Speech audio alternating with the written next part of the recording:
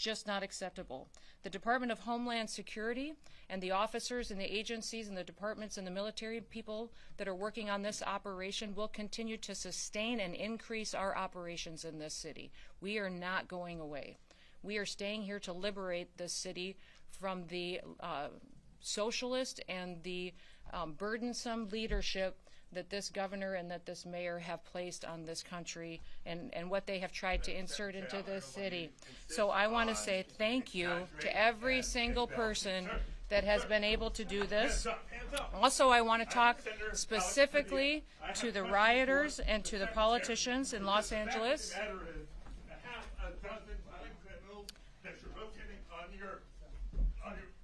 I also want to talk about specifically how many of our ICE agents have been doxxed for doing their duty, how they have been targeted, and how their families have been put in jeopardy, and that we're not going to allow that anymore as well. That those individuals who are purposely endangering our ICE agents and our law enforcement officers and their families will be prosecuted for what they are doing as far as perpetuating violence on them. I want to know that the American people are grateful for our law enforcement officers. We will always respect them, and that President Trump is thankful for the leadership that has been shown by all of these agencies. In fact, President Trump did call in, and I did visit with him today, and he also visited with all of these agencies here this morning and thanked them for what they are doing to make sure that they are protecting the United States of America. The images that we've seen out of Los Angeles the last several days has simply been un-American by the protesters and the violence that we've seen perpetuated. Masked thugs are assaulting police officers. They're setting vehicles on fire. They're waving foreign flags on American soil while burning American flags. And they've damaged public property and destroyed private businesses. We need to make sure that we are continuing to protect the citizens that live here and want this community to be safe. Let me give you just a few examples of those who have been rioting that many politicians like Gavin Newsom and Karen Bass are defending. There was a Vietnamese illegal alien who committed a mass shooting at a graduation party in 1994 that we've been able to take off the streets. A Filipino illegal alien that was convicted of an assault with intent to commit rape that we've been able to bring up into custody and incarceration. You see behind you some more profiles of individuals that have brought into custody through the operations we have here. A Mexican illegal alien convicted of willfully cruelty to a child, and on and on and on. Those individuals and those criminals are now off the streets of Los Angeles because of the activities that have been conducted here in the last several days and will continue to operate for days to come. When these riots first began on Friday night, a federal law enforcement building was surrounded by over 1,000 violent rioters, and it took Los Angeles Police Department 2 hours to respond. So we are going to continue to operate with our federal partners and continue to keep asking the governor and the mayor for their support and their backup in these operations to make sure that all of our law enforcement officers are protected while they do their work. We're going to protect American cities from lawlessness, and we'll do what it takes to put the American citizens first and make sure they have the opportunity to sleep safely in their beds at night. I just want to say God bless all of our men and women of the military that serve, all of those who serve in our law enforcement agencies and in public service, that make great sacrifices away from their homes and from their families, but they do it because they believe in America, and they believe in freedom, and they believe in law and order, and that is what we are doing right here today and will continue to do for days to come until Los Angeles once again is at peace. So with that, we'll turn it over to our next speaker, which I believe will be Todd Lyons from ICE. Thank you, Madam Secretary. I'm Todd Lyons. I'm the acting ICE director. Also, I'm the National Incident Commander for the situation. But I would just like to say thank you to Secretary Noem. She said it best. There's really not much more I can say. It's without her leadership that we wouldn't be out here conducting this mission. President Trump fully has our back on this one, and we're doing the will of the American people. I want to thank the brave men and women of ICE, HSI, ERO, our attorneys with the Office of Public Legal Counsel, because without them, this would not be possible. They put their lives on the line every day. You also see my fellow agency heads here with me, and many that are not up here on stage. The men and women of law enforcement have been putting themselves in harm's way every night since we've been here in Los Angeles. What we've done here is taken a whole government approach for this immigration mission. You know, under the last administration, there was millions upon millions of people that we don't know who came to this country. They were let in, that now have turned violent criminals. Also, we have known suspected terrorists and gang members. Since January 20th, we've been making arrests in Los Angeles and all around the country. But specifically, we've focused on gang members, human traffickers, violent drug dealers, and rapists. You know, the Secretary brought it up. You know, the rhetoric of a lot of elected officials and people, what really caused this. We've heard so much. If ICE had a criminal warrant, if ICE had a judicial warrant, cities would cooperate with us. On this past Friday, you saw that. You saw the men and women of ICE and these other DOJ partners executing a criminal warrant on a criminal immigration enforcement case. Yet the city turned against us and we had violent protesters. And that just won't happen because the men and women of ICE won't be deterred by this. We're going to be out there every day conducting our law enforcement mission. No protesters are going to block our way because the brave men and women of ICE and these DOJ partners you see up here, along with our partners with the Los Angeles Police Department, are going to ensure that we handle these protesters, but we are out there safely conducting these operations, and we will get the worst off the street. And I also like to thank the Department of Defense and National Guard who has come here to assist us on that. You know, we will prosecute all of these cases. Just, you know, the Secretary highlighted so many, you see them up here. But we have a wanted man from Mexico who fled and hid in Los Angeles for killing a woman. You have an MS-13 gang member who killed 2 individuals during a botched catalytic converter theft ring case. These aren't the individuals you want in Los Angeles. These aren't the individuals you want in the United States. ICE is going to keep doing their job, and we're going to do it to the best of our ability with our DOJ partners. But with the Secretary's leadership and the full support of the U.S. Attorney to prosecute these criminals, we will continue enforcing the immigration mission that President Trump and the American people expect us to do. So with that, I'm going to turn it over to the FBI. Thank you, sir. Good morning. My name is Akil Davis. I'm the Assistant Director in charge of FBI Los Angeles. As you know, the FBI has been assisting the Department of Homeland Security with immigration enforcement since February. We're just one of many field offices doing this nationwide as directed by the Attorney General, and we're accustomed to providing investigative and technical assistance to law enforcement at all levels on a regular basis. We have agents embedded with our operational teams with DHS. Our help vary depending on what DHS needs, and they let us know moment by moment. We have significant tactical resources across the enterprise here throughout our 7-county AOR to assist and support these efforts. That said, we find ourselves defending operations from violent offenders. The FBI safeguards constitutionally protected rights. We investigate civil rights violations on a daily basis, but some activity keeps taking place among righteous protesters is not civil. It's violent. We're going to investigate allegations of violence, whether it's assault on law enforcement officers or civilians, looting, arson, doxing, or damage to public property. So please, I'm asking the community, do not put your life in jeopardy by hurting someone or destroying property. You will be held accountable by the FBI, and it's not worth it. I'd like to highlight 2 cases for you to show what the FBI's line of effort is in this overall DHS-led operation. Elpidio Reyna is a fugitive. He is wanted for the alleged assault of a federal officer in the city of Paramount in California on June 7th, 2025. Reyna allegedly threw rocks at law enforcement vehicles on Alondra Boulevard in Paramount and injured a federal officer. Reyna is 40 years old, weighs around 165 pounds, and is 5'7". Reyna has a tattoo on his left arm with the word Carmen on it. We have photos of him on display. Reyna will be caught, and when he is, he will face a statutory maximum penalty of 8 years in prison. This is such a priority for the United States government that there is a reward of up to $50,000 for information leading to his arrest. Let me repeat that. $50,000 for information leading to his arrest. The second case I'd like to highlight is on a subject named Alejandro Oriana. Alejandro was providing masks and face shields to violent rioters throughout the week and was arrested by our SWAT teams this morning. With the success and appreciation and assistance from the United States Attorney's Office, that case is ongoing, but Oriana is in custody as we speak. If you have information or evidence of violent acts, please either call 1-800-CALL-FBI, visit tips.fbi.gov, or send images or video to our digital tip line at fbi.gov/LA Office assault. Thank you, and I will now turn it over to Chief Bovino, United States Border Patrol. Thank you, Chief. Thank you, sir. Good morning.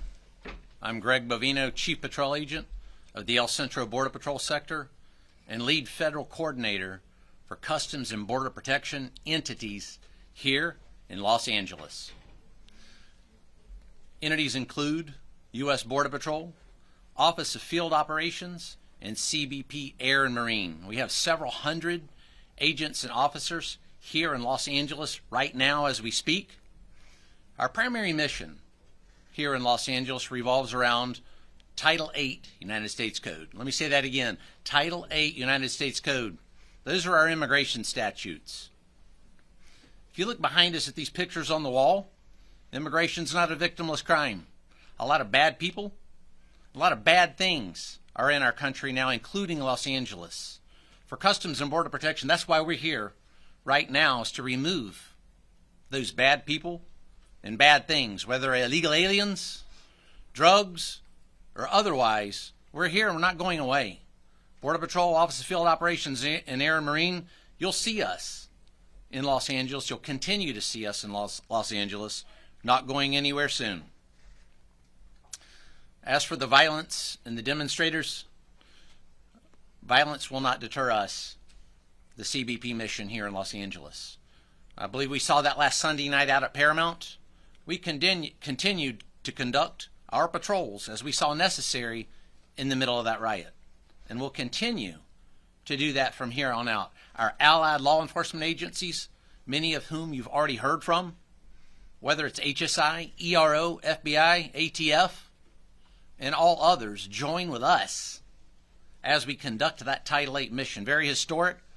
First time I've ever seen it in my almost 30-year career. It's actually breathtaking. Many millions of illegal aliens have passed across that border over the past several years. It's our job to get them out. And that's what we are going to do, and that's what we're doing right now. Thank you.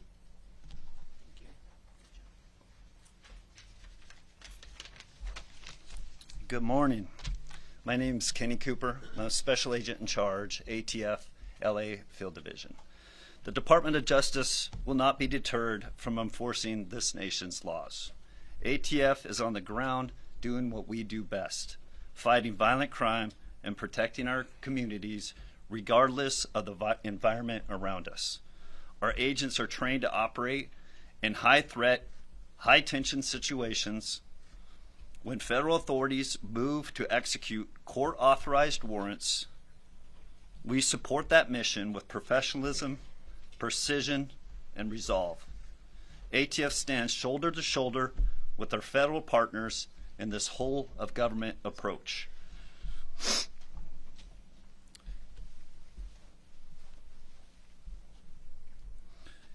ATF stands also shoulder to shoulder, including to carry out our immigration enforcement mission. If a criminal threat intersects with that mission, we bring our full capacities to the table. Let's be clear, obstructing a lawful federal operation, especially through violence or threats, is not protective activity. It's a crime. And those who cross that line will be held to account. We don't get to pick and choose when to enforce the law. Our job is to uphold it, always. ATF will continue to pursue violent offenders, support our partners, and keep doing the hard work this public demands. Thank you.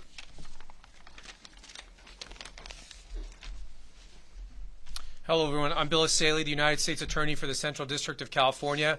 On behalf of my office and the Department of Justice, I'm here to show our support and our collaboration with the Department of Homeland Security in their mission to protect the American people and to do immigration enforcement operations, specifically at targeted known criminals, which is the primary focus of most of our missions to date. I want to also thank the National Guard and the military. We had judicial warrants to do what we did on both Friday and Saturday. And the amount of resistance and organized agitators that showed up to try to impede us was overwhelming, and we're really grateful to the President for deploying the Guard, which allowed us to continue our mission undeterred to enforce the law and to keep our people and our buildings safe. And that's really important. And my office has been aggressive in bringing charges. We charged several people over the weekend who dared to assault our agents. They threw rocks, they threw stones, they were breaking up concrete. It was out of control and it was violent. And some people in the state of California have been conditioned to think that there's no consequences for criminal activity. And you know, that might be true for the state of California, but it's not true with the federal government. And we will bring charges and you will go to federal prison.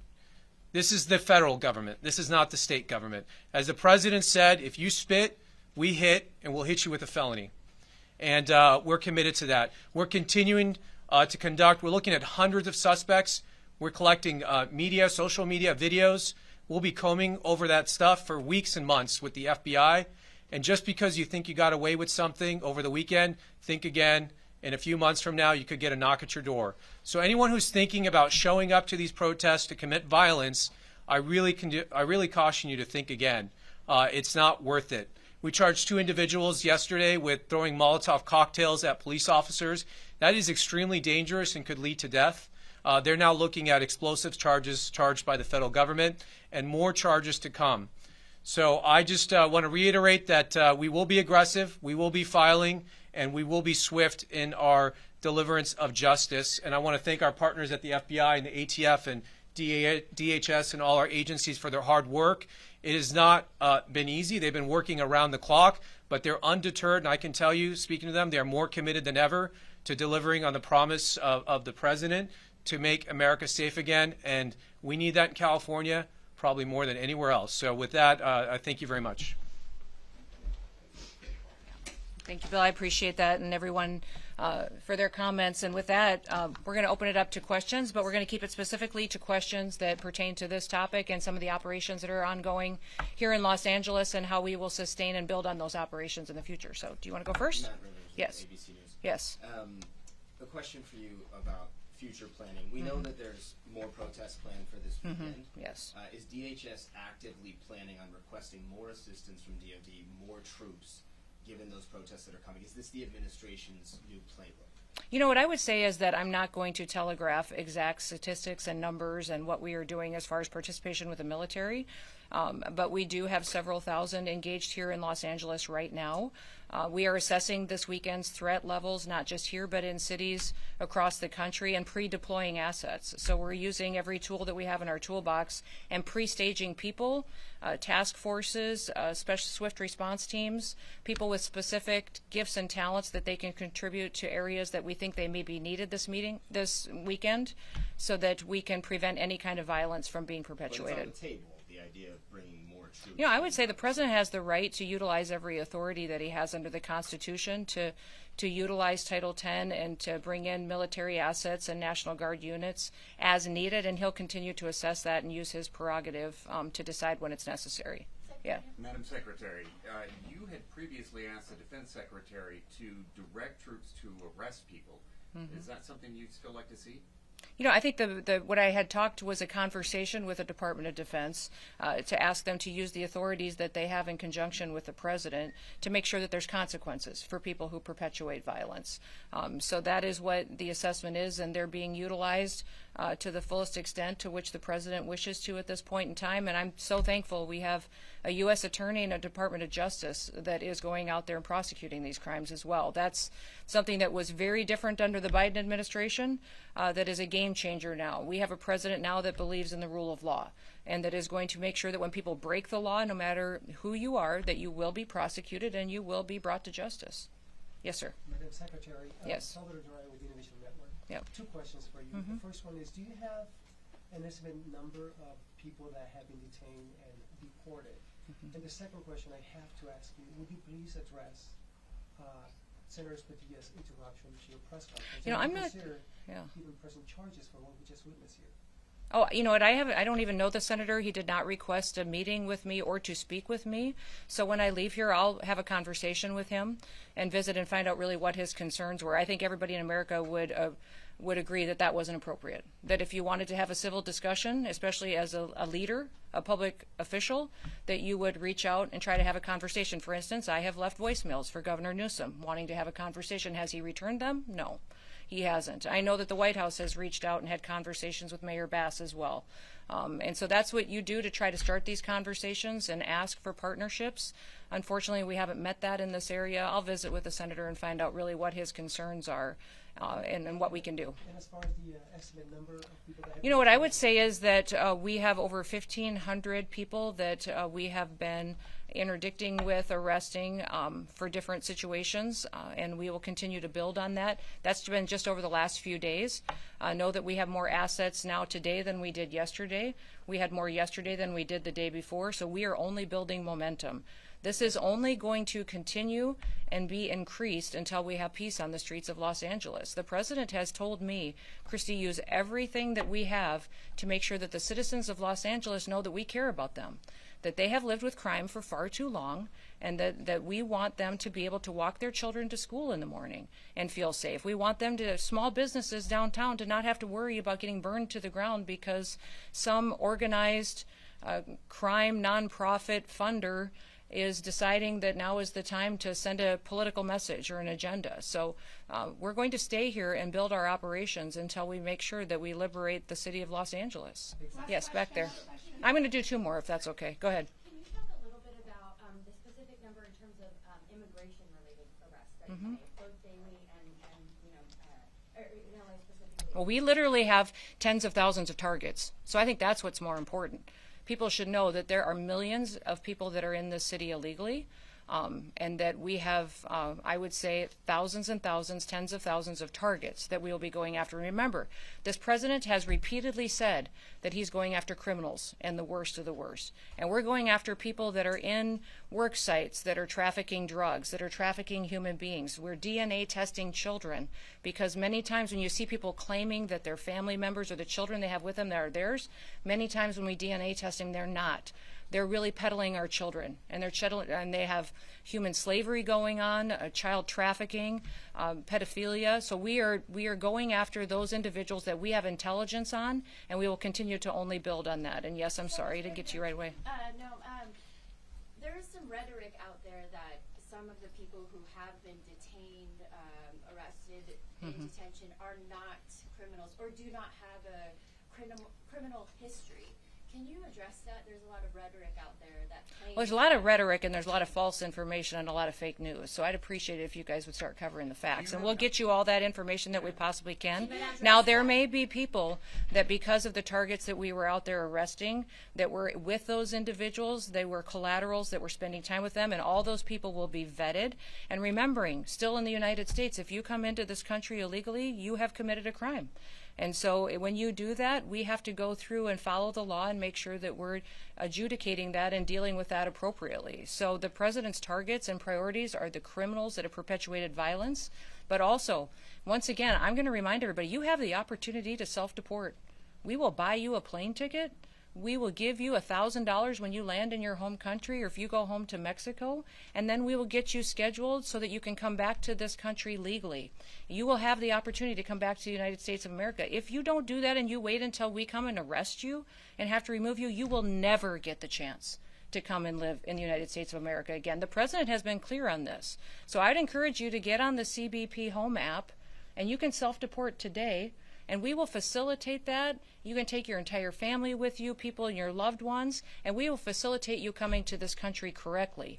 Everybody has the opportunity to do that. If you wait until we have to arrest you, you will never get to be an American, much less live here and work here and be able to pursue the American dream. Last question. Madam Secretary, Alejandro Ortiz with Telemundo 52. Yes. You just said that you go after the worst of the worst. But we've seen ICE arresting immigrants in front of their court hearings when they go to their annual immigration check-ins. Even if they're going And remember, through the these legal are people... process, are we sending a message as a country that people, even with no criminal record, and that they're taking the legal correct path, are not safe from If they took the legal correct path, they would have come here legally. They wouldn't have come into our country illegally. Second of all, they have final removal orders. They have final removal orders, and we're following. That's a civil offense, but not a criminal record. It is actually under the acts that the president has invoked through his executive orders. It actually is a criminal offense.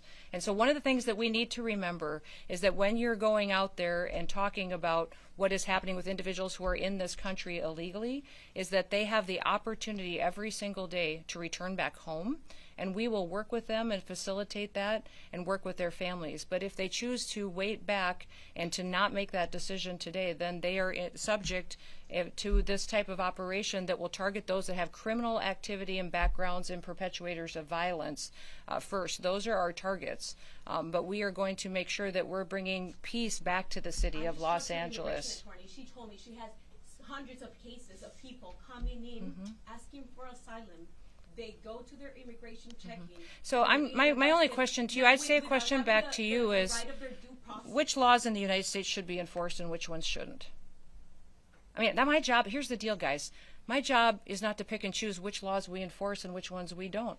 We have laws in this country, and they matter. If you want the law changed, go to Congress. When's the last time you went to Capitol Hill and told your senator or representative to change it? That's what they need to do. This is the perfect time for Congress to make a decision on how they want people in this country to be able to have an opportunity to come here legally and to fix this. We, as law enforcement officers and as a national security department and agency, my job is to uphold the law, and that's what I will continue to do. Yes, sir, I'm going to finish with you. And I kind of like the Bass Pro hat, too, so I'm going to go here, and then I'm going to go to you. So go ahead. Yes. Is this unique to Los Angeles? Nope, these operations... I will say these operations have been much more difficult because of Los Angeles and California's sanctuary policies. SB 54 has been difficult for us, and we don't have the backup of your local law enforcement.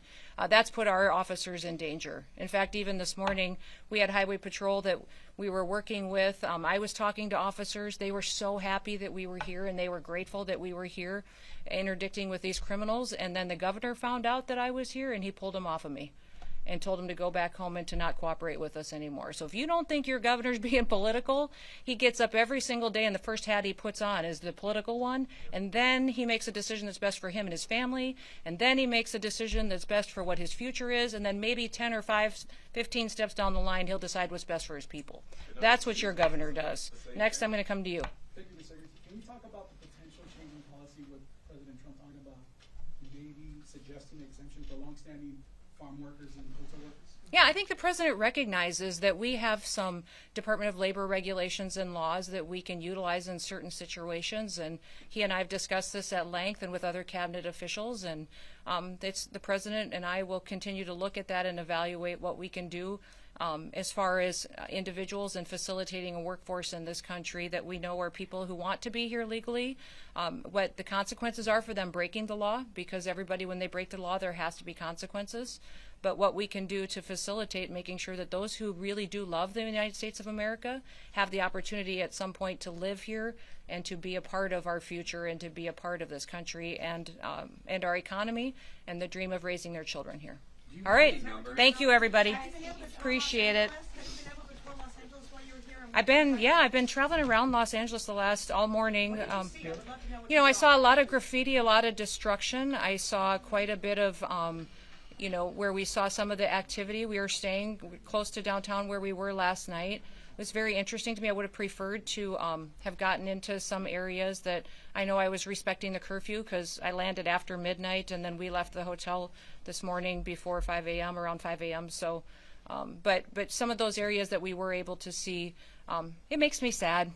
This is a phenomenal state, and this is such a beautiful city. So and people dream. But you only saw downtown since you've been. No, I've been driving. I mean, we've been in the car most of the morning doing different operations and out with our agents. But I mean, are you not? Don't you want your downtown to be beautiful? No, I just wanted to know. I would say. To know your impression of yeah. You've seen if it was only downtown. Yeah. Or you've seen other parts of. No, I mean, I've been here many times before. But as far as this trip, we've been out on operations with law enforcement officers, and so we've covered quite a bit of territory. And I'll still be here doing different things in different areas. But I would say that everybody should want their downtown. And if you're a business owner in a downtown, if you're a family that lives there, you want it to be safe. And you want it to be beautiful and somewhere people want to come. Thank you, everybody. Thank you, everybody. Appreciate Thank it. you. We will take any follow-ups later. Thank you. You bet.